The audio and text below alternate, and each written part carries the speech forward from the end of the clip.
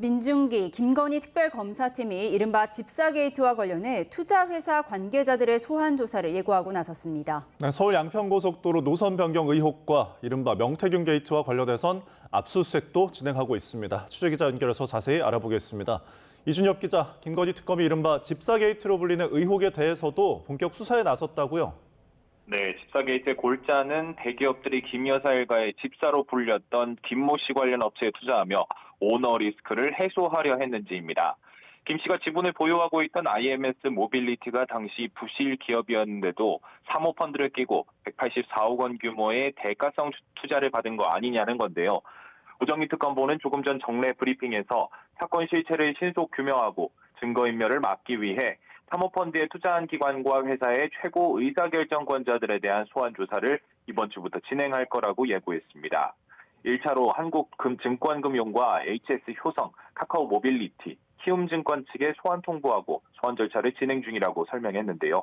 현재 베트남 출국 중인 집사 김 씨에 대해서도 즉각 귀국해 수사에 협조하라고 촉구했고, 김 씨 명의를 숨기기 위한 차명법인으로 의심받는 이노베스트 코리아의 소유주 김 씨 배우자도 신속히 특검의 소재와 연락처를 밝히고 출석해 조사를 받으라고 요구했습니다. 네, 김건희 특검 동시다발적인 압수수색에도 나섰죠.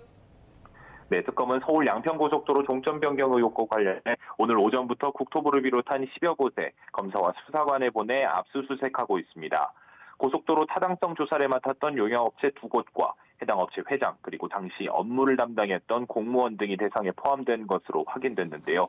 다만 앞서 출국 금지됐던 원희룡 전 장관과 국민의힘 김선교 의원의 경우 압수수색 대상에는 포함되지 않은 것으로 파악됐습니다. 이와 동시에 특검은 이른바 명태균 게이트로 불리는 윤석열 전 대통령 부부의 공천 개입 의혹과 관련해서도 추가 압수수색에 나섰습니다.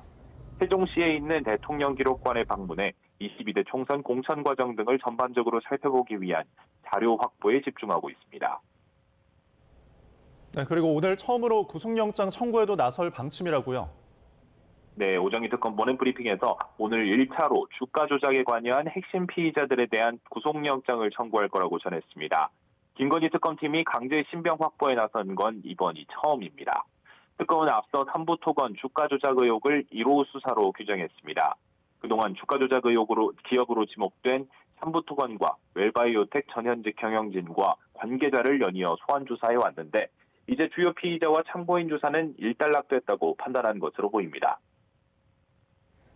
네, 김건희 여사도 특검 수사에 대비해 변호인단 보강을 마쳤다고요? 네, 기존의 김 여사 측에선 최지호 변호사가 홀로 명품 가방 수수나 도이치모터스 주가 조작 등 검찰 수사에 대응해 왔는데요. 김건희 특검 수사 대상에 오른 의혹이 16가지에 달하는 만큼 그동안 변호인단 보강을 물색해 왔습니다.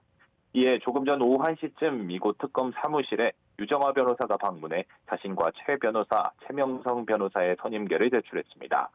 새로 선임된 두 변호사는 윤석열 전 대통령의 변호인단에도 소속돼 최근 구속신문 등에도 참여했었습니다. 지금까지 김건희 특검 사무실에서 전해드렸습니다.